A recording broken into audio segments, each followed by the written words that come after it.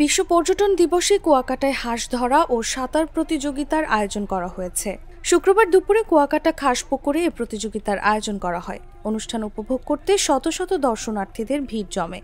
আসলে এবছর আপনারা সবাই জানেন যে বাংলাদেশের যে পরিস্থিতি খুবই খারাপ ছিল, রাজনৈতিক পরিস্থিতি, যে কারণে আমরা এই অনুষ্ঠানটা খুব বেশি বড় কিছু করতে পারিনি। তবে আমাদের পরিকল্পনা রয়েছে আমরা আগামী বছর বিশ্ব পর্যটন দিবস উপলক্ষে আমরা যেহেতু কুয়াকাটার সন্তান, সেই হিসেবে আমরা আগামী বছর ভালো কিছু করার চেষ্টা করব। ক্লাবের সাবেক সভাপতি মাসুদ পারভেজ সাগর বলেন, কুয়াকাটাকে মাদকমুক্ত রাখতে ও তরুণ সমাজের মধ্যে একটি সুস্থ পরিবেশ ফেরাতে আমরা পর্যটকদের নিয়ে ভিন্নধর্মী এই আয়োজন করেছি। সাধারণ মানুষ, তরুণ সমাজ এবং পর্যটকরা আমাদের এই আয়োজন উপভোগ করেছেন। আমরা মাদকমুক্ত সমাজ উপহার দিতে চাই।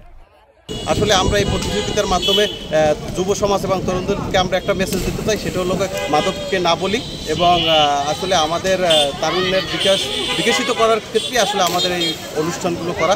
আমরা সামনের দিকে আরও ব্যাপক পরিস্থিতির এবং বিভিন্ন ইভেন্টের আয়োজন করব এবং আসলে ভবিষ্যতে আপনারা পাশে থাকবেন এবং সহযোগিতা করবেন। সাঁতার কাটা প্রতিযোগিতায় লিমন এবং হাঁস ধরা প্রতিযোগিতা রুমান নামের দুই প্রতিযোগী প্রথম স্থান অধিকার করেন। কুয়াকাটা বয়েজ ক্লাবের উপদেষ্টা খান মোহাম্মদ রাসেলের সভাপতিত্বে অনুষ্ঠান উদ্বোধন করেন পটুয়াখালী জেলা প্রশাসক আবু হাসনাত মোহাম্মদ আরিফিন। উপস্থিত ছিলেন ট্যুরিস্ট পুলিশ কুয়াকাটা রিজিয়নের এসপি আবুল কালাম আজাদ, কলাপাড়া উপজেলা নির্বাহী কর্মকর্তা রবিউল ইসলাম, কুয়াকাটা পৌরসভার প্রশাসক Kaushik Ahmed, tour operators association of Kuakata president Ruman Imtiaz Tushar, Kuakata press ক্লাবের সভাপতি কুদ্দুস মাহমুদ, ফায়ার সার্ভিস সদস্য সহ আরও অনেকে।